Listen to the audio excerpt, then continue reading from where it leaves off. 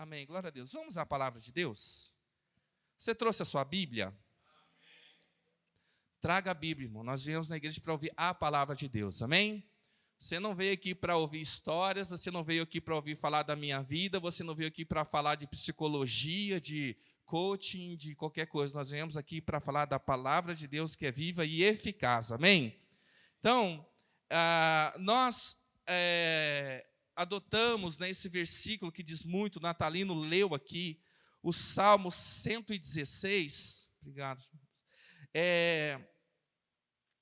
E se você ler esse salmo, é um salmo de gratidão, onde o salmista, todo o tempo, ele está agradecendo ao Senhor, e chega a esse ápice do poema aqui, que é dessa canção, no versículo 12, que ele realmente fala: como posso retribuir ao Senhor toda a sua bondade para comigo? Ele se questiona, né? Ele está perguntando: como que eu posso agradecer, como que eu posso retribuir?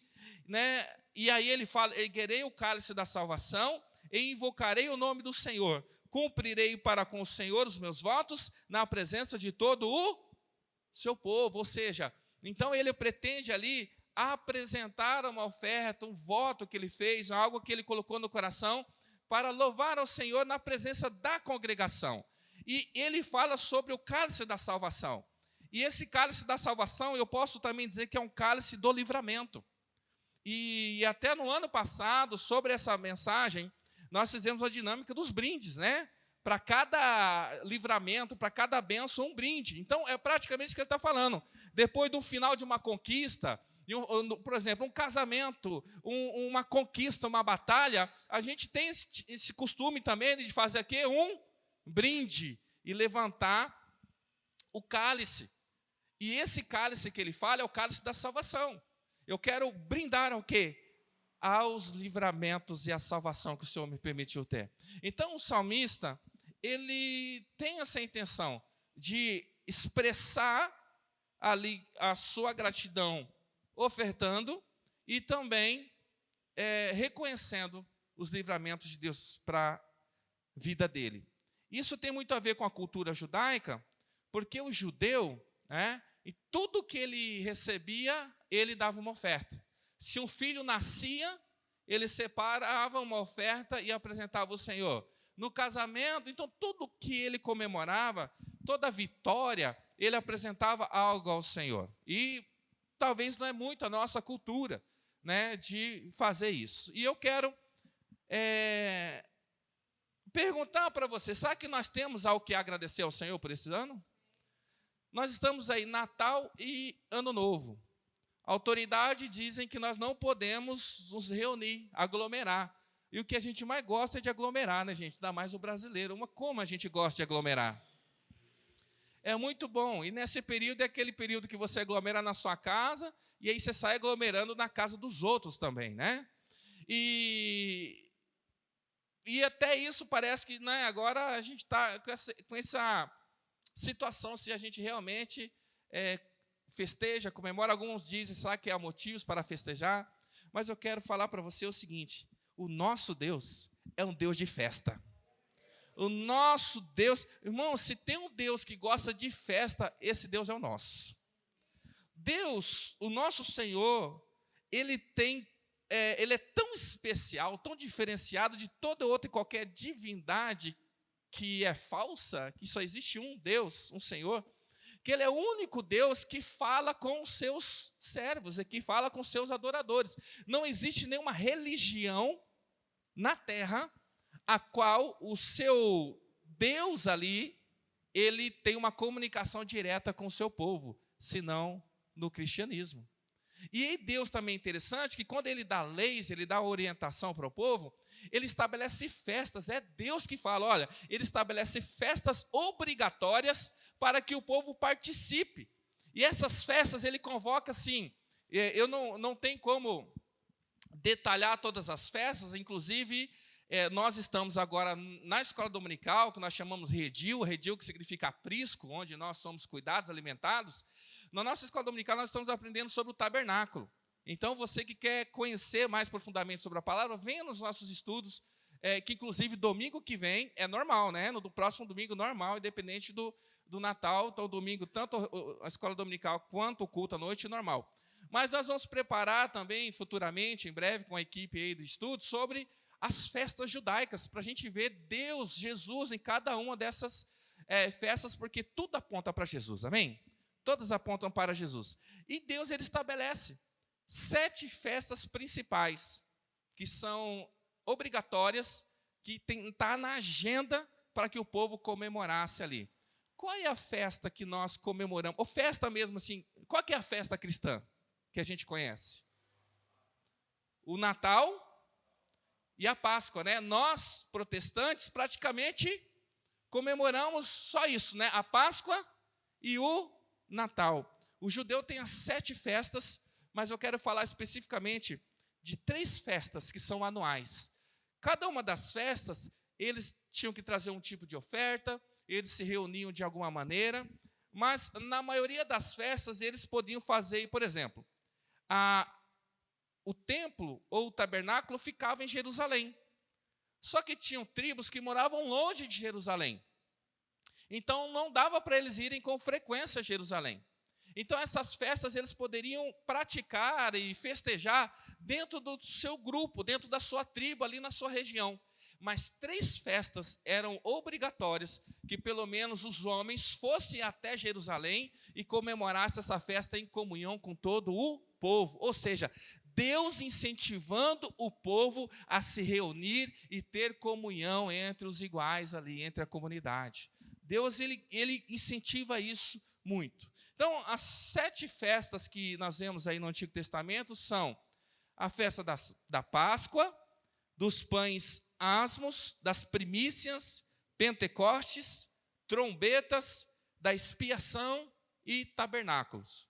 Hoje eu vou falar, qual é o objetivo de falar dessas 3 festas? Nós estamos aqui no culto de gratidão. E essa festa, ela representava alguma história, algo que o povo tinha passado, e Deus interferiu na história deles, dando livramento e promovendo, abençoando o povo. Então, toda vez que eles se reuniam, por exemplo, quando a gente reúne na Páscoa, qual que é o objetivo da Páscoa? É o coelhinho e o ovo de chocolate? Não, para lembrarmos e glorificarmos a Deus pelo livramento e a libertação do Egito, não é isso?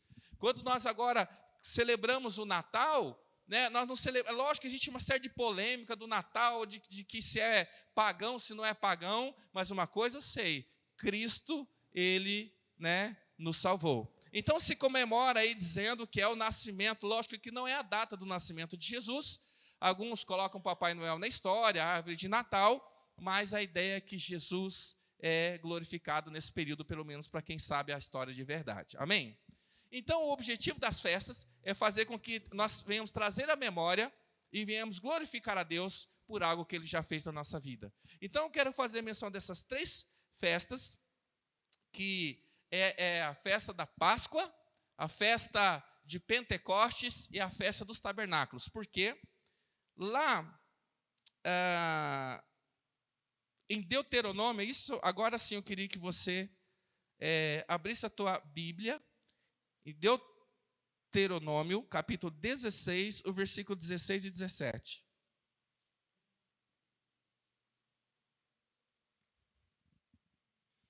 São festas de gratidão, festas onde eles reconheciam o que Deus tinha feito e por isso eles louvavam e agradeciam a Deus. O capítulo todo, capítulo 16, ele vai falar das festas judaicas.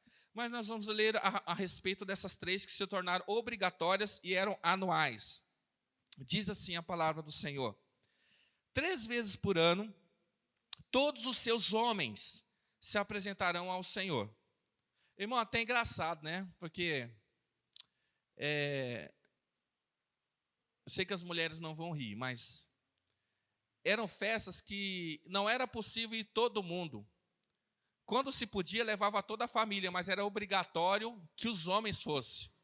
Então, se imagina que para quem não tinha condição de levar toda a família, 3 vezes por ano, os homens faziam as malas e despediam da esposa e falavam assim, nós estamos indo para a festa. Tipo um Vale Night, sabe assim? Imagina que as esposas ficavam lá olhando, os homens saindo, indo para Jerusalém festejar, né? Ainda bem que era uma festa de adoração ao Senhor, amém? Mas diz assim, 3 vezes por ano, todos os homens, os seus homens, se apresentarão ao Senhor, ao seu Deus, no local que ele escolher, por ocasião da festa, na sua tradução pode ter outro nome, eu vou explicar.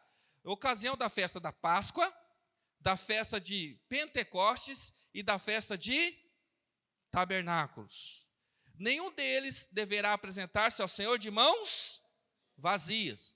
Cada um de vocês trará uma... Olha só, aí o pastor, esse pastor é esperto, rapaz, ele não tirou oferta na hora que tinha que tirar a oferta é só no final, ele está preparando a gente porque ele quer tirar dinheiro de nós. Eu quero que você entenda o que a palavra está dizendo, irmãos. Não, Deus é que está falando, você não se apresenta diante de Deus nessas festas de mãos.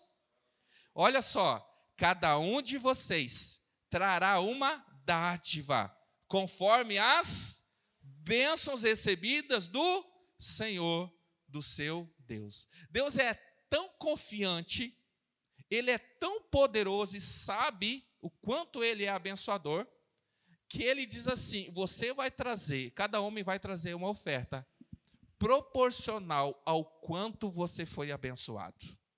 Ou seja, se você não foi nada abençoado, não traz. Se você foi pouco abençoado, traz. Se você foi muito abençoado, traga muito. Ele vai condicionar a oferta ao tamanho da bênção que ele te proporcionou. Porque quando eles tinham que apresentar oferta do pecado, eles apresentavam uma oferta do tamanho do pecado. Se pecaram um pouco, é farinha, é azeite, é uma pombinha. Se pecou muito, é ovelha, 2 ovelhas, 3 ovelhas. Então, agora eu te pergunto, imagina se hoje tivéssemos que apresentar sacrifício a Deus proporcionalmente ao tamanho do nosso pecado. E se tivéssemos que apresentar uma oferta de gratidão a Deus proporcional ao que Ele tem feito na nossa vida. Então, essa é a palavra do Senhor. E ele deixa bem claro que são 3 festas anuais obrigatórias, que tinham que ser celebradas, e aonde o Senhor mostrasse. Por que aonde o Senhor mostrasse? Porque enquanto era tabernáculo, esse tabernáculo, ele, de tempos em tempos, ele era o quê? Né? Mudava, então eles iriam celebrar onde estivesse o tabernáculo. E quando o templo é estabelecido, então eles vão ali ao redor em Jerusalém. Então, o que eu quero fazer isso? Fazer menção dessas 3 festas, e à medida com que essas festas refletem também naquilo que Deus fez na nossa vida, nós também vamos agradecer e levantar o nosso cálice de salvação, porque Ele é fiel e cuida de nós, amém? A mais conhecida entre nós, como foi citado aqui, é a da Páscoa, né? E essa festa celebrada ali por conta da libertação no Egito, onde Deus ele está para libertar o povo, e Faraó não quer libertar o povo, não quer deixar o povo ir. Então Deus usa Moisés e Arão para trazer palavras e dizer, olha, se você não libertar o povo, virá praga sobre vocês. São 9 pragas que assola o povo egípcio, e o povo hebreu não é tocado por nenhuma dessas pragas. E na 10ª praga, então, Deus ele dá uma orientação ao povo, dizendo o seguinte, vocês vão pegar um cordeiro, e Deus vai dar detalhes disso lá em Êxodo, vocês vão sacrificar o cordeiro, vocês vão pegar o sangue do cordeiro, vão passar nos umbrais das portas, né? Nos umbrais das portas, vocês vão entrar dentro da casa, e vocês vão fazer uma refeição, e tem que consumir todo o cordeiro. E se a família for pequena e não conseguir consumir todo o cordeiro, chame vizinhos, para que nada sobre.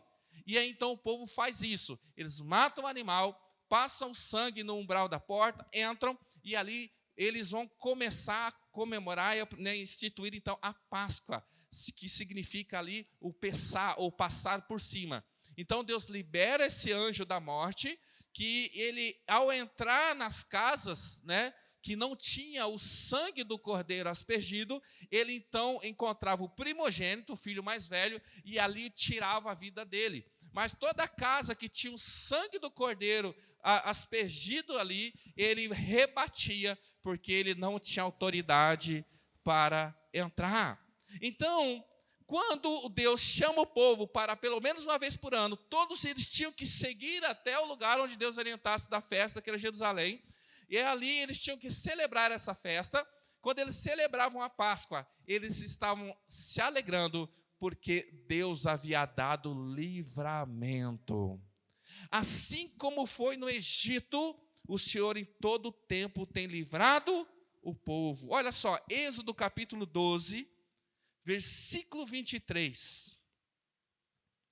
Por causa do sangue do cordeiro, o espírito de morte não entrou naquelas casas. Diz assim o versículo, Êxodo 12, 23.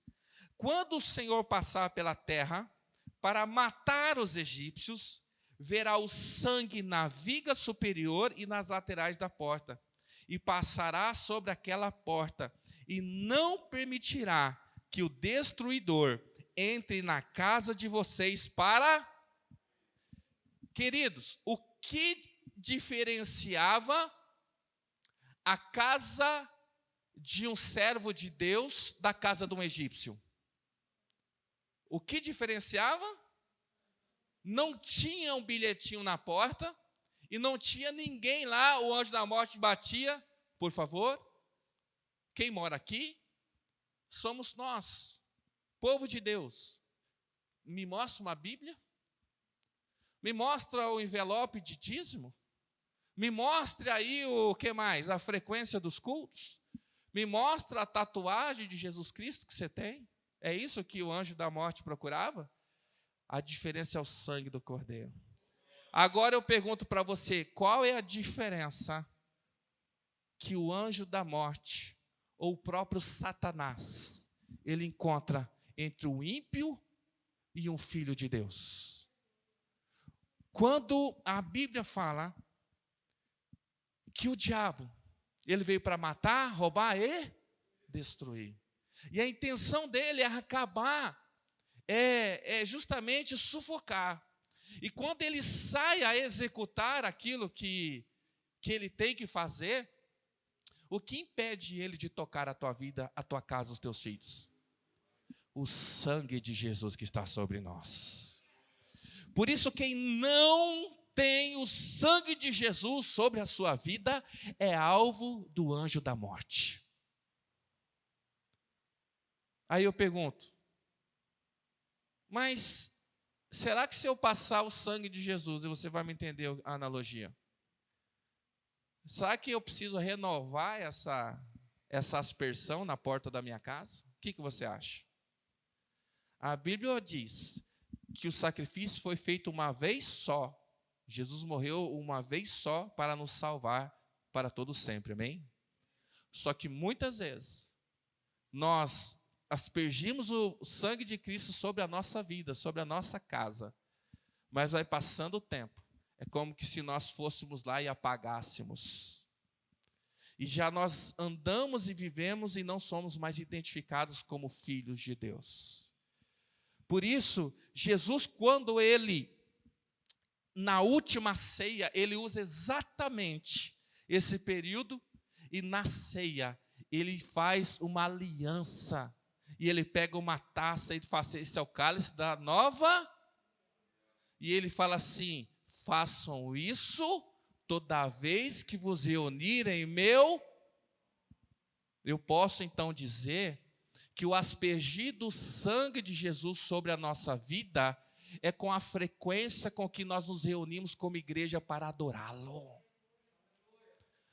O fato de você entregar a tua vida para Jesus um dia, chorar no altar, ser batizado, mas nunca mais renovar a tua aliança com Jesus, não te garante a salvação. Se você quer ter o sangue de Jesus aspergido sobre a tua vida e você quer que o inimigo não te encontre, não te toque, que haja renovação da aliança com o Senhor. Querido, nós renovamos a aliança como igreja uma vez por mês na ceia. Mas a palavra diz, toda vez que vos reunir. Todo dia que você dobrar o seu joelho para orar, renova a tua aliança, peça perdão pelos seus pecados, Senhor, cubra-me com o teu sangue. porque o sangue de Jesus não foi derramado em vão.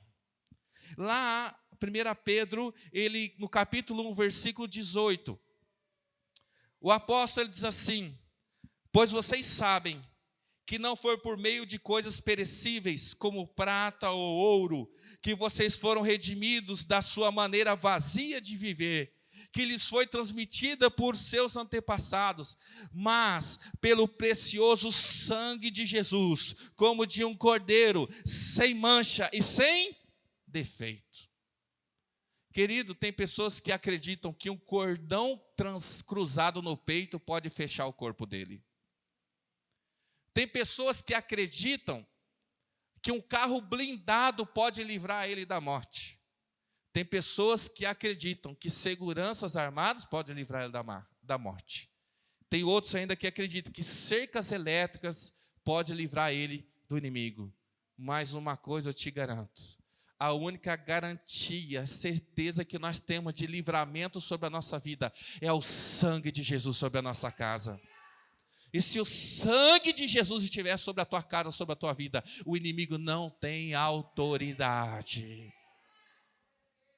Ele pode tocar o teu corpo, mas a tua alma está guardada em Cristo. Mas saiba, querido,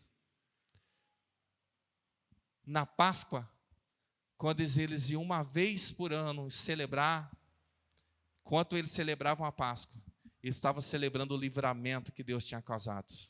E eu quero perguntar para você: será que você tem motivo para agradecer a Deus pelos livramentos? Quantos livramentos Deus te proporcionou? Livramento de acidente? Livramento de relacionamento? Porque tem coisa que é chuta que é laço, não é assim que dizem? Livramento de sociedade que ia te levar à falência? Livramento de amizades que iam prejudicar a tua vida? Querido, o sangue de Jesus. Sabe por que o sangue de Jesus? Porque é fácil a gente falar do diabo. Porque o diabo, ele vem, quando ele vê espiritualmente, porque ele é espírito, que o sangue de Jesus está na tua vida, ele trava, ele sai fora. Agora tem gente, irmão, que não é espiritual, não discerne as coisas. Porque se você chegar para alguém que é espírita, vamos assim dizer, e ele tendo ali o seu nível de envolvimento com a sua religião, ele chega perto de você e ele sabe quem governa a tua vida. É ou não é verdade? Quem já teve essa experiência? Né? Cadê o Natalino? Lembra, Nath? O Nath está com das crianças. Nós fomos de um lugar que se dizia tenda de alguma coisa, e quando a gente chegava naquele lugar para ir conversar, que era um amigo meu, né, que eu visitava ele, quando chegava lá, o ambiente naquele lugar mudava. Todo mundo levantava e conforme a gente se aproximava dele, ele se afastava. E ele falava assim: tem uma luz muito forte que brilha em vocês. E a gente fala assim, e nós falávamos, pergunta para Natalina, essa luz chama-se Espírito Santo de Deus. Agora, quem é espiritual? A Nath está aqui, ué. Oxe, não é Nath? Olha, não posso mentir, está aqui. É isso mesmo, foi, Nath? Olha lá, estou falando aqui, né? O pastor, já que não está aqui, o pastor vai falar. Não. E é isso. Olha só. Agora, se alguém, quem é carnal, discerne coisas espirituais? Então, se eu caminhar com alguém que é carnal, ele vai discernir coisas espirituais? Como que ele vai saber que eu sou de Deus? Quando eu expressar essa fé que eu tenho através de atitude e de palavra. Porque, de repente, eu vou por algum lugar e falo, vamos para lá. Aí você fala assim, agora comemoração mesmo de empresa é uma maravilha, né? E aí você, o chefe, é porque você está ganhando o dia da confraternização. E lá vai ter sorteio de brinde e você vai pegar a cesta de Natal. Você não quer perder a bênção, então você vai para a festa. Chega lá na festa, é cerveja, é um negócio lá. Aí o cara fala assim, você quer? Você fala assim, só tem eu aqui, né? Quando você se posiciona de uma forma com que as pessoas vejam que você é diferente, é que você está manifestando que o sangue de Jesus está na tua vida. Porque o Satanás sabe, os demônios sabem, mas tem pessoa, quem é carnal não discerne as coisas espirituais. Entende? Mas quando nós, sendo espirituais, convivemos com pessoas que são carnais, a maneira como nós sinalizamos para ela que o sangue de Jesus está na nossa vida é com atitude. Não falo da vida de ninguém, eu não roubo, eu honro meus compromissos, automaticamente essa pessoa vai olhar para mim e falar assim, você é diferente. E eu sei que muitas pessoas já ouviram isso, você é diferente. Crente não fala uau, crente fala aleluia, né? Glória a Deus, né? E tem aqueles crentes que, não, irmão, não tenha vergonha de ser cristão no meio daqueles que não são, porque assim nós expressamos que o sangue de Jesus está sobre a nossa vida, amém? Se você tem motivo para agradecer a Deus pelos livramentos, dá um glória a Deus aí, glória a Deus. Então seria um cálice de que nós levantaríamos e um brinde diante do Senhor, Senhor, obrigado pelos livramentos. A Páscoa também, ela tem essa ideia de não só o livramento do anjo da morte ali, do espírito de morte, mas também da libertação do Egito. Porque foi ali, por conta desse período da Páscoa, que Faraó, tendo o seu filho ali morto, né, sido morto por esse espírito de morte, ele pega e chama Moisés e fala, pega esse povo, pega tudo que você tem e some daqui. E ali se finda 400 anos de escravidão. 400 anos, queridos. Jesus, ele me libertou. Gálatas 5, versículo 1 diz, foi para a liberdade que Cristo nos libertou. Pessoas viveram na escravidão do pecado por muito tempo. E hoje têm pensado em voltar para lá. Mas eu digo uma coisa para você. Jesus te libertou para você verdadeiramente ser livre. Éramos escravos. Nós não podíamos fazer o que gostaríamos, porque algo nos prendia. O nosso coração, a nossa carne nos prendia. Mas Jesus nos libertou. Hoje nós podemos fazer a vontade de Deus livremente. Amém? E se você é livre também, dá um glória a Deus, porque só quem é livre pode glorificar.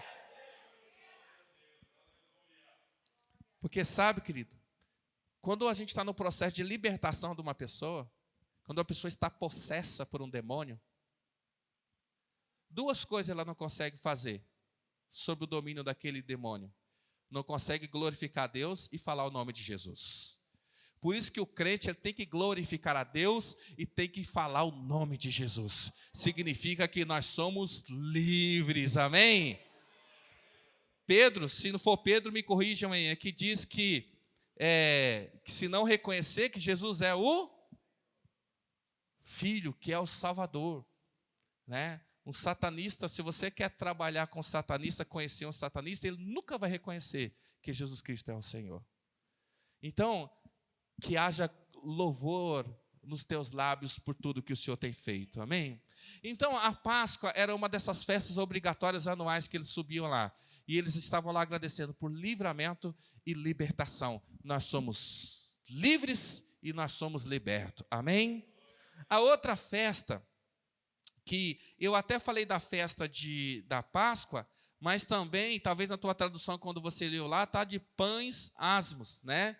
Então, mas porque na festa da Páscoa também é conhecida pelo pão. Por isso que Jesus também partiu o pão, lembra lá? O pão sem fermento, é uma longa história. Venha no Redil futuramente que você vai aprender sobre isso daí. A próxima festa é de Pentecostes, aleluia! Agora, na sua tradução tinha um outro nome, não é?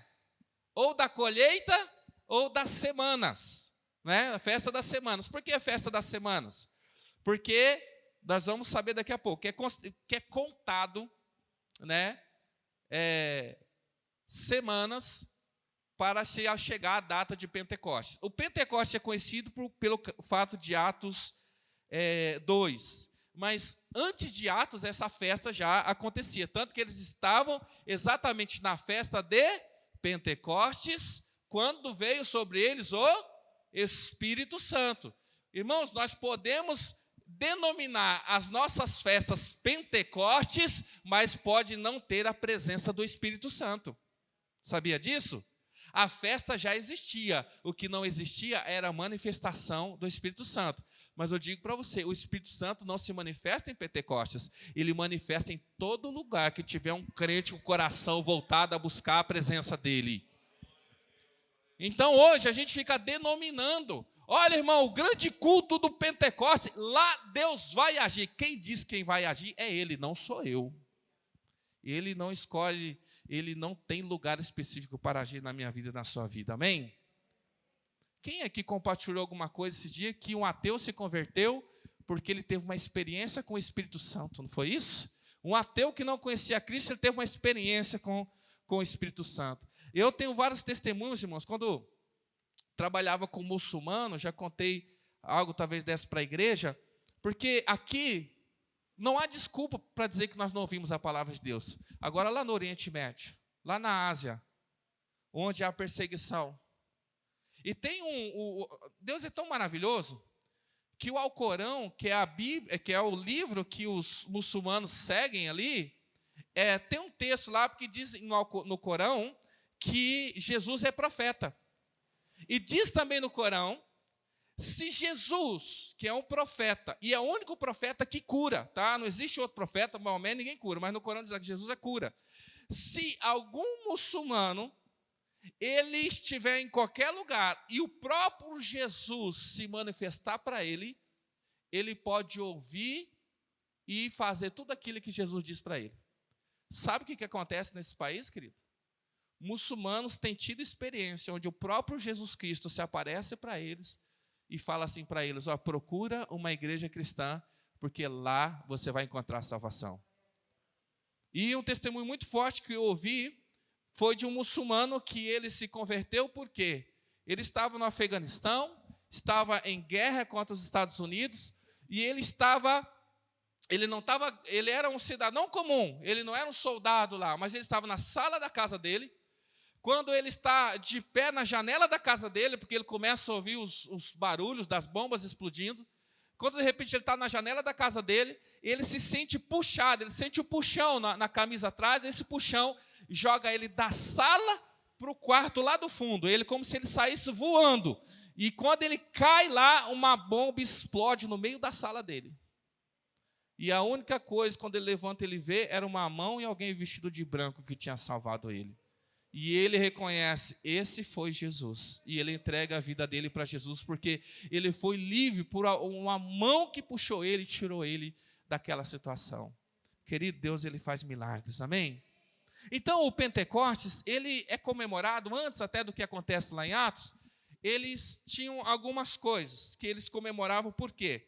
Primeiro era a festa da colheita, a festa da primícia também, que é conhecida. Ou seja, Israel ficava numa região que a condição climática não era muito legal, deserto, muito rochoso. Queridos, Israel é um país pequeno. E Israel tem muitas peculiaridades, né? O ponto mais baixo do mundo, da terra, fica em Israel, que é o Mar Morto. É o ponto mais ao fundo que você pode chegar na terra, fica lá, o Mar Morto. Por isso que é Mar Morto, porque todos nos rios da região, ali eles vão e descem para lá, mas de lá não vai para lugar nenhum. Isso a gente já sabe, quem só recebe e não distribui é o Mar Morto.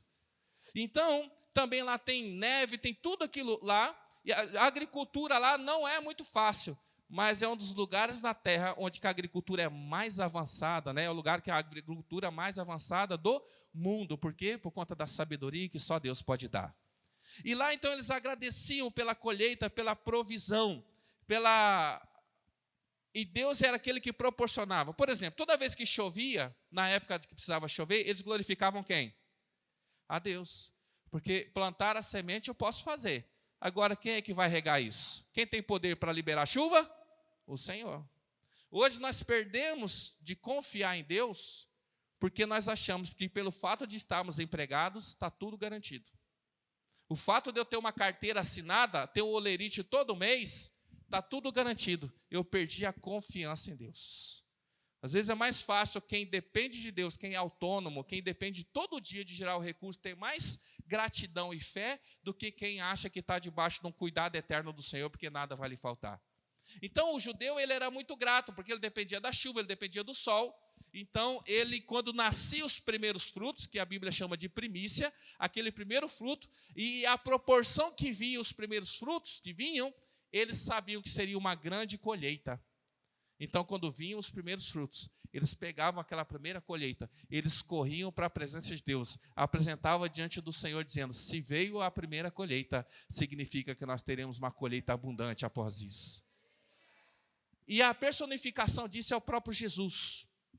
Lá em 1 Coríntios, no capítulo 15, versículo 20, Paulo, ele diz assim: mas de fato, Cristo ressuscitou dentre os mortos, sendo as primícia dentre aqueles que dormiram. Ou seja,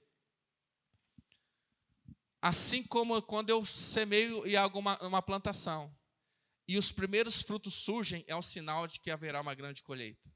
O que Paulo está dizendo, da mesma maneira que Jesus ressuscitou, ele é a primícia. Ele está dizendo, ele voltará e haverá uma grande colheita. E quem é essa grande colheita? A igreja, sou eu, é você. O Senhor não se esquece de nós. A outra coisa que era comemorado nessa festa está lá em Levítico, no capítulo 25, versículo 23. E eu vou ler enquanto você procura aí. A terra não poderá ser vendida definitivamente, porque ela é minha, e vocês são apenas estrangeiros e imigrantes. Em toda terra em que tiverem propriedade, conceda o direito de resgate da terra. Pentecostes comemorava a colheita, ou seja, a provisão de Deus. Pentecostes comemorava também o resgate. O que é o resgate, querido? Deus, ele deixa bem claro para o povo dele: essa terra é minha, eu estou emprestando para vocês, porque vocês não pertencem a esse lugar. Querido, hoje em dia tem gente que morre e mata por um pedaço de terra. Tem gente que perde a família para ter um carro novo. Tem gente que deixa de ter comunhão com Deus para ser bem sucedido na vida. E o Senhor está falando para esse povo: essa terra é minha, vocês não têm nada aqui, porque vocês são estrangeiros nesse lugar. E ele diz assim: em toda a terra que tiverem propriedade, conceda o direito de resgate à terra. Aqui está um segredo de prosperidade ao judeu. O judeu nunca vende herança, porque ele sabe que aquilo que foi dado à família dele é por determinação perpétua de Deus. Por isso que o judeu, ele prospera, porque toda herança que ele recebe, ele não vende, ele conquista outra coisa, mas aquela não desfaz. Nós brasileiros somos igualzinho, né? O vô morreu, tinha uma casa e 13 filhos. É quase um querendo arrancar, né? É uma briga por conta de pouca coisa, né? É uma briga. Mas a cada 50 anos, quando era o ano do jubileu, que ia coincidir com a festa de Pentecostes, eles tinham que devolver a terra para os primeiros donos. Era o período do resgate. Querido, não importa o que nos foi roubado, mas aquilo que nos foi dado pelo Senhor será restituído. Existe o momento do resgate. E quem determina isso é o Senhor. Então, também por conta, às vezes, de uma má administração da terra, pessoas, elas não podiam pagar. Ela já fez uma dívida, ela vende a terra dela para quitar a dívida, mas ela não tinha mais o que vender, então ela se tornava escravo. Lembra daquela viúva que procura o profeta e fala que o meu marido, que era discípulo seu, ele ficou devendo e agora os meus filhos vão ter que pagar pela dívida dele? É essa a situação. Que ele devia tanto que as terras não eram suficientes para pagar o que devia. Então a pessoa era feita escrava. Mas a cada 50 anos, era o ano da libertação. Ou conhecido também como o ano aceitável do Senhor, onde todos os escravos tinham que ser libertos, porque Deus havia assim determinado. Olha só o texto de Levítico 25, versículo 10. Consagrem o 50º ano e proclamem libertação por toda a terra, e todos os seus moradores, a todos os seus moradores, este lhes será um ano de jubileu, quando cada um de vocês voltará para a propriedade da sua família e para o seu próprio clã. Deus estabelece o ano da libertação, onde os escravos têm que ser libertos e o que foi tomado tem que ser restituído. Querido, agora imagina você, Jesus, a primeira aparição, primeira vez que quando ele vai começar o ministério dele. Lembra que Jesus foi para o deserto? 40 dias lá? Ele tem aquela situação com Satanás, de lá ele vai para onde? De lá entra na sinagoga. Quando ele entra na sinagoga, dão-lhe o livro da lei para ele ler. E era aleatório. Deram um rolo, porque não era igual a Bíblia, Jesus deu aquela espertinha, ele foi lá já no versículo, abriu. Não, deram um rolo. E deram o rolo de Isaías 60.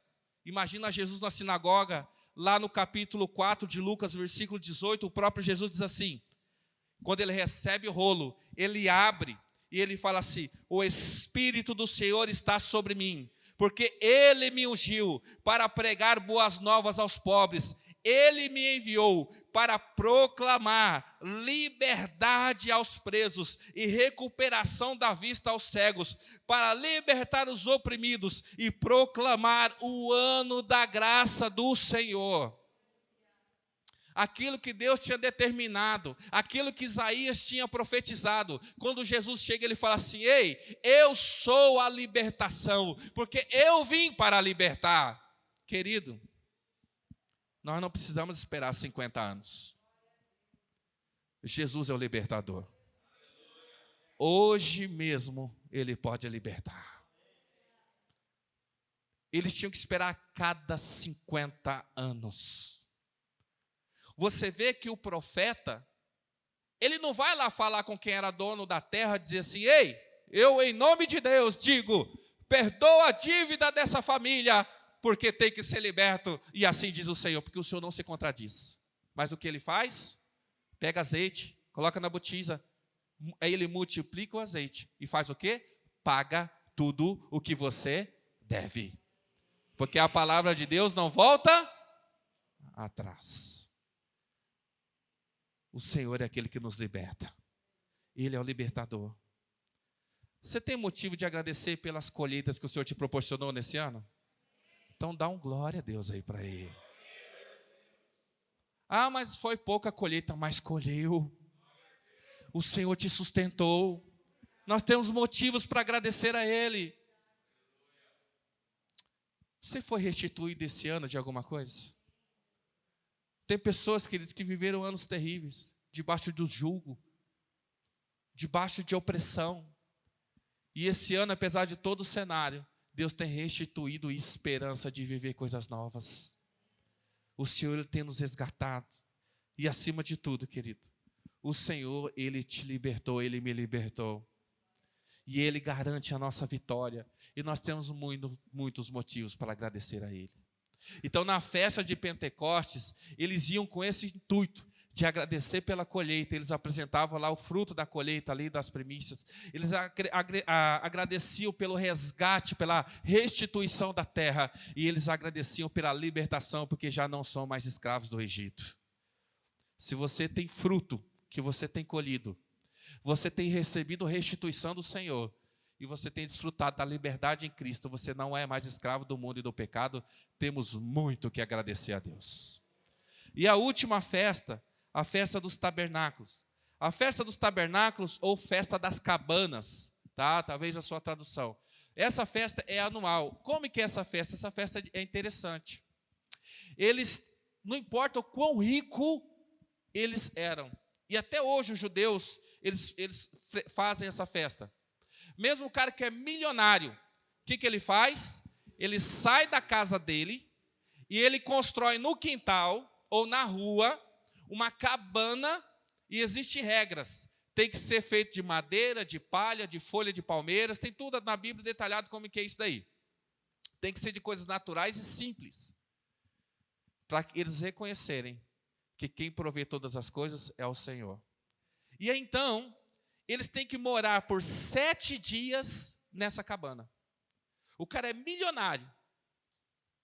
Ele tem a cama, a king size. Mas ele constrói um barraquinho lá no quintal dele. Por 1 semana, ele fica lá dentro para reconhecer que Deus é o Senhor. Algumas características dessa cabana, só para a gente saber aqui. Ela tem que ser pequena, para que toda a família que está dentro da cabana fique o quê? Junto. Não pode fazer uma cabana de 30 metros. Não, tem que ser uma cabana pequena que caiba apenas a família e uma mesa no meio para eles terem comunhão lá dentro. Segunda coisa, essa cabana, por mais que ela tenha palhas em cima, folhas, ela tem que deixar espaço no teto para ver o céu, o sol de dia e as estrelas à noite. E a terceira coisa, como eu já falei, usar materiais simples ali, que eles encontram na rua, no mato mesmo. E qual o significado da festa das cabanas aqui, para a gente encerrar? Primeira coisa, ela é construída de uma maneira simples, para que o povo saiba que essa habitação é passageira. Por mais que eles tenham propriedades, mas Deus fala, se vocês vão dormir 1 semana numa cabana, para vocês saberem que vocês são peregrinos e passageiros nessa terra, porque a morada eterna eu tenho preparado para vocês. A outra coisa é que eles vão estar nessa cabana vulnerável para que eles entendam que a confiança deles tem que estar em Deus. Então vai trabalhar a humildade e vai trabalhar essa questão da dependência de Deus. Olha que o salmista no capítulo 27, versículo 5, e eu leio para você, diz assim, Salmo 27, versículo 5. E ele ora dizendo assim, pois no dia da adversidade ele me guardará, protegido em sua habitação, no seu tabernáculo, me esconderá e me porá em segurança sobre um rochedo. O salmista está declarando que a nossa habitação e a nossa segurança está em Deus. E eu quero dizer isso para você. Se você tem visto Deus guardar e proteger a tua vida, por mais frágil que é você, é um motivo para você honrar e glorificar a Deus. Se você entende, por mais que você está construindo, por mais que você está pagando a parcela da tua casa, do teu apartamento, e que Deus te abençoe para que você quite e você desfrute plenamente daquilo que você tem trabalhado para conquistar. Amém? Mas isso é tão pequeno diante do que Deus tem preparado para nós. Querido, pode ser que nessa vida você já tenha até perdido a esperança de ter coisas que você sonhava na sua juventude. Não se frustre por conta disso, porque o que tem preparado para nós é algo incomparável, que a Bíblia fala que olhos não viram. Não existe engenheiro e arquiteto que possa planejar algo parecido ou próximo daquilo que o Senhor tem preparado para mim e para você. Aleluia! Ele é poderoso. Amém? Mas o que tem em comum em todas essas festas? E nós lemos no início. Não chegue diante do Senhor de mãos vazias. Sabe por quê, querido? Não há gratidão se não houver entrega. Não há gratidão se não houver entrega. Vou te dar um exemplo. Você está em casa, seja marido, seja esposo, seja filho. Aí você fala para a pessoa que preparou o almoço. Que delícia. Obrigado porque você fez isso por mim. Você está sendo grato? Você está reconhecendo que você tem que ser grato, certo? Mas o que consolida a sua gratidão? Quando você fala assim, obrigado, porque você preparou essa refeição para mim. Pode deixar que eu lavo a louça. Obrigado, porque você preparou essa refeição para mim. Por isso, amanhã sou eu que vou fazer para você. Obrigado, porque você preparou essa refeição para mim. Amanhã não precisa fazer, porque nós vamos almoçar no restaurante e eu pago para você. Isso é gratidão. Querido, cuidado com pessoas que vivem te elogiando, presta atenção.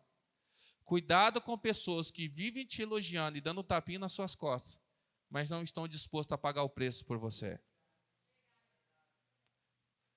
Eu tinha um chefe que ele vivia, ele chegava na firma, você é um menino bom, você é um menino bom. Eu falava para ele assim, tapinha nas costas não enche barriga de ninguém. Por quê? Porque as pessoas, às vezes nós somos enganados, nem a pessoa sabe. Porque tem pessoa que parece te honrar, mas elas estão buscando os seus próprios interesses. E às vezes nós estamos fazendo isso com Deus. Nós parecemos que honramos a Deus, mas a gente está buscando o nosso próprio. Querido, existe uma diferença de investimento e honra.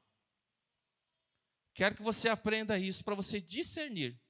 Existe uma diferença de investir e de honrar.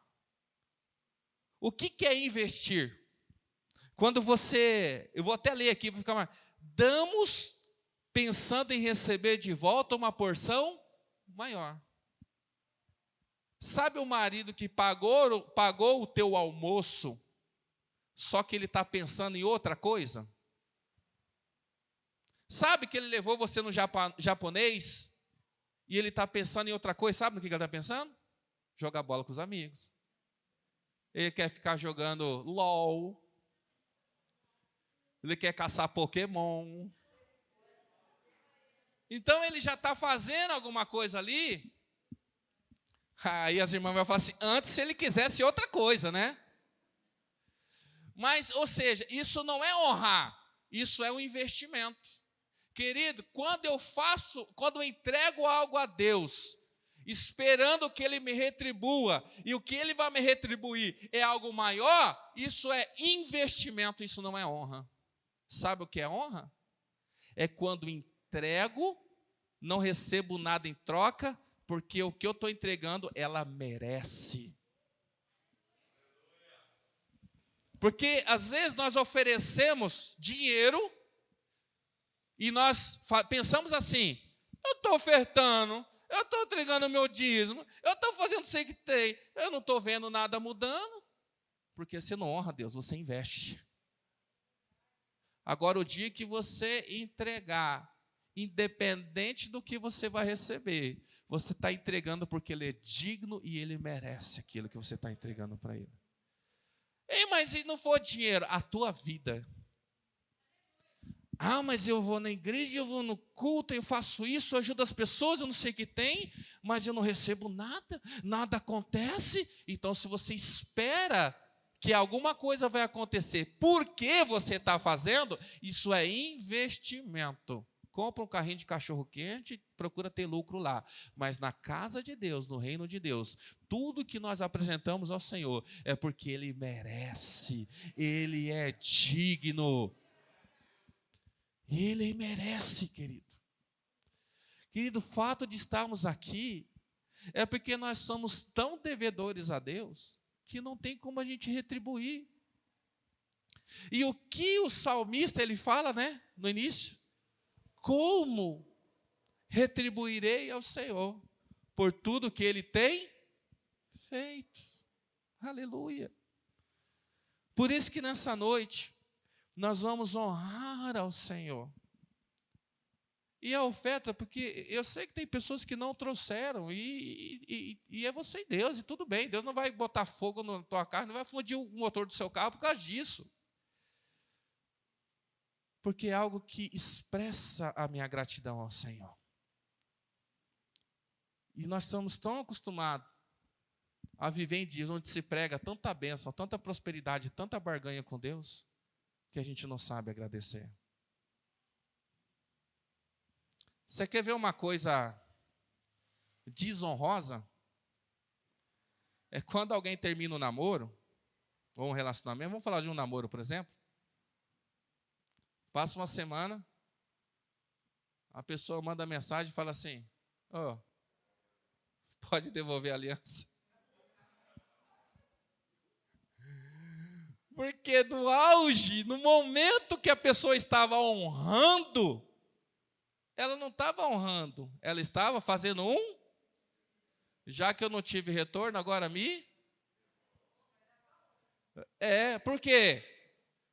Porque ele vai fazer o mesmo investimento na vida de outra. Quem é grato, não sabe o que fazer para agradar a quem ele ama. E o próprio Deus, ele chama: venham, festejem comigo. Sejam gratos, porque eu tenho feito muito por vocês. Só que esse não é o fim da história. Deus é tão bom que Ele nos abençoa generosamente, sem merecermos, sem pedirmos, mas Ele nos ama de tal maneira que Ele nos abençoa. Ele te abençoa. Por isso que nós estamos aqui. Nós não estamos aqui para receber, mas nós estamos aqui para entregar tudo. Porque diante dele, eu não sou merecedor mas ele é digno e é isso que nós viemos fazer aqui nessa noite. E ele é tão misericordioso, que ainda assim, sairemos daqui abençoados. Por isso eu quero te convidar a orar e agradecer a Deus por tudo que Ele tem feito na minha vida e na sua vida. Só você sabe o que Deus fez. Só Deus sabe o quão difícil, o quão desafiador foi esse ano na sua vida. Só você e Deus sabe o quanto você foi decepcionado, o quanto você foi humilhado, e quantas coisas que você pensou esse ano não se realizaram. Mas eu quero dizer para você, o tempo da restituição chegou na sua vida. O dia do resgate chegou na tua vida. Por quê? Porque Jesus representa a festa da Páscoa. Jesus representa a festa de Pentecostes. Jesus representa a festa das cabanas. Ele é tudo o que nós precisamos. Amém? E qual vai ser a dinâmica que nós vamos fazer? Nós vamos agradecer a Deus. Nós vamos orar a Deus. E depois que nós orarmos, Deus, Ele, como Ele é generoso, Ele vai te abençoar. Amém? Quero que você saia daqui sabendo também que você é abençoado. Que Deus tem, Ele não tem obrigação, mas Ele tem prazer em te abençoar. Tem bênçãos retidas nos céus. Existem promessas não cumpridas ainda na tua vida porque não chegou o tempo. Mas tudo está preparado. Jesus, ele fala assim: eu vou preparar o quê? Morada. A alegria do Senhor é preparar bênçãos para os teus filhos. E ele ainda ensina dizendo assim: pode um filho pedir um pão e o pai dá o quê?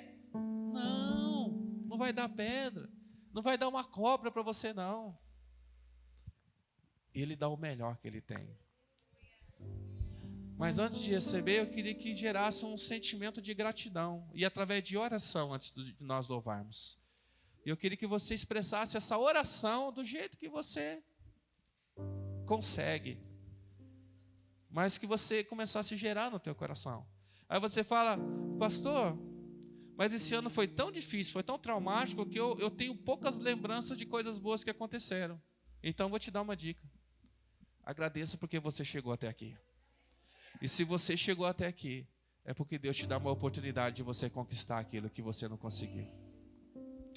Então, antes de louvarmos, aí depois da oração, aí nós adoramos, eu quero orar com você. Você que está em casa, você pode agradecer? Você pode lembrar de...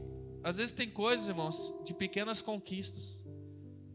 Às vezes você tirou a carteira de habilitação esse ano. Você está empregado.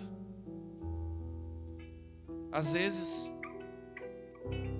Senhor, eu quero agradecer porque eu coloquei aparelho nos dentes esse ano. Ai, que benção. Senhor, eu quero agradecer porque eu consegui manter minha progressiva o ano inteiro, Senhor. É benção. Para um pode ser que não seja importante, mas Deus sabe o que é importante para você. E para Deus, nada é insignificante. Porque o que diz respeito a agradar seu filho, para Ele importa. Quem é pai e mãe sabe o que eu estou falando.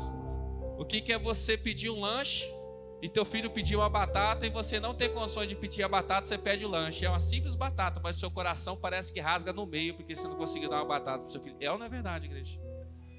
Qualquer coisa que um filho pede, por menor que seja, o desejo do pai é satisfazer isso. Então, o menor desejo, a menor conquista que você teve nesse ano, não importa qual seja, agradeça, porque é Deus aquele que te deu condição para você conquistar ela. E nós vamos ter 1 minuto de oração para você falar com o Senhor. Agradeça. Obrigado, Senhor. Obrigado pelos livramentos, ó Senhor. Obrigado, Senhor, pela tua generosidade, Senhor. Obrigado, Senhor, pelas coisas que não deram certo, Senhor. Porque se não deram certo, é porque o Senhor tinha o melhor preparado para mim. Porque o Senhor é quem cuida da minha vida, Senhor. Obrigado, Senhor, pelas oportunidades. Obrigado pelo trabalho, Senhor. Obrigado até mesmo, Senhor, pelo auxílio emergencial, ó Deus. Porque o Senhor proveu na vida do teu povo, Senhor. Obrigado, Senhor, porque nós pudemos, ó Senhor, apesar de todo o cenário horrível, Senhor, desse ano, desfrutar de coisas boas, ó Senhor. Nós te louvamos, Jesus. Obrigado, porque quantas vezes que o inimigo tentou contra as nossas vidas, mas ele não conseguiu, porque o teu sangue estava sobre nós, ó Senhor. Obrigado, Senhor, quantas vezes pessoas planejaram, desejaram o mal, ó Senhor, mas maldição sem causa não tem efeito, Senhor, porque a tua palavra nos garante isso, Senhor. Senhor, obrigado, Pai. Obrigado porque os nossos filhos estão saudáveis, ó Senhor.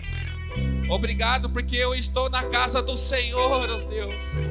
Quantas vidas se perderam, quantos se afastaram da tua casa, mas nós continuamos aqui adorando o Senhor mais um ano, declarando que o Senhor é digno de receber toda a honra e toda a glória, Senhor. E nós retornaremos todo ano, Senhor, declarando que tu és o Senhor, até o dia que o Senhor decidir nos buscar, ó Senhor. E aí então estaremos face a face da tua presença, dizendo pessoalmente que tu és santo, que tu és grande, que tu és poderoso, que o Senhor de toda a terra, Senhor. Por enquanto nós fazemos em comunhão com a igreja, mas um dia poderemos expressar nossa gratidão diante do teu santíssimo trono, Senhor. Senhor, que as conquistas, alegrias e a gratidão, eu oro nessa noite, esteja acima de qualquer frustração e decepção desse ano, Senhor. Nós temos mais a agradecer do que a lamentar, porque o Senhor nos deu uma nova chance. Ainda temos um ano pela frente, muitos anos pela frente, Senhor, para corrermos atrás dos nossos sonhos e projetos, ó Senhor.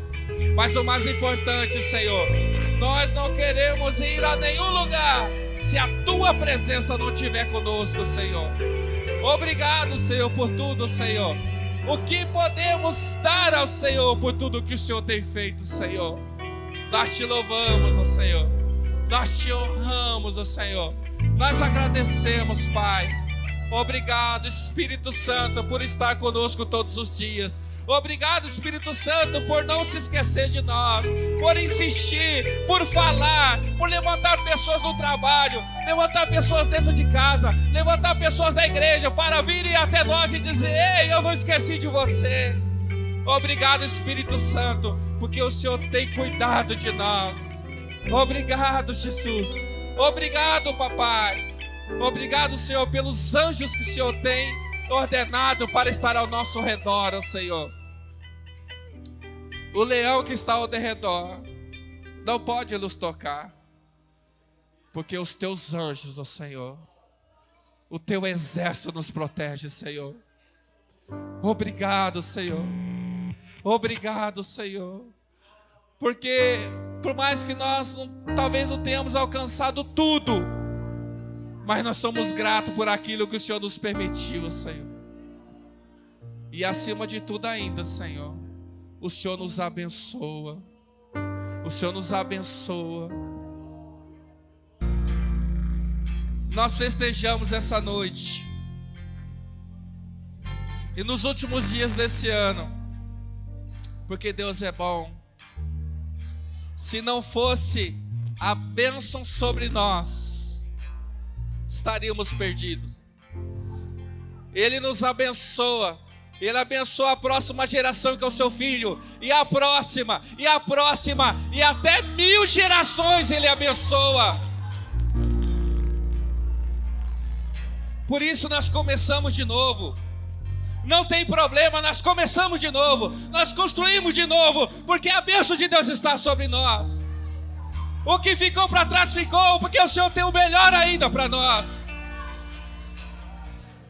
O melhor está por vir, porque Ele nos abençoou. Obrigado, Senhor. Obrigado. Começamos, ó Senhor, crendo, Senhor, que há muito para fazer nessa terra. Há muito para conquistar o teu reino, Senhor. Há muito para pregar o teu evangelho, Senhor. Nós não lamentamos, nós não choramos mais pelo que passou. Nós superamos, nós vencemos, mas prosseguimos para o alvo, em direção àquilo que o Senhor tem para nós. Senhor, nós não vamos desistir do ministério. Nós não vamos desistir da família. Nós não vamos desistir dos sonhos, das promessas do Senhor, porque a tua promessa está sobre nós e nós somos abençoados, ó Senhor. Obrigado por isso, Senhor, pois o que garante a nossa vitória é a bênção do Senhor sobre nós. Aleluia. Aleluia. Amém, igreja? Antes de encerrar, então, quero abençoar a vida dos irmãos que nos assistem pela transmissão. Se você separou também a tua oferta de gratidão, tem os meios de você entregar a tua oferta, ou pela depósito, pelo Pix, aí, ou entrando em contato conosco, algum diácono, ou trazendo o dia da igreja. Então, Deus abençoe você, que a sua semana seja abençoada, que o Senhor te proporcione oportunidade de se alegrar com a tua família, e que você tenha um ano abençoado, e que venhamos nos reunir em breve em nome de Jesus. Então, os irmãos que nos assistem, Deus abençoe a tua vida, e eu te abençoo no nome do Pai, do Filho, do Espírito Santo. Amém. Amém.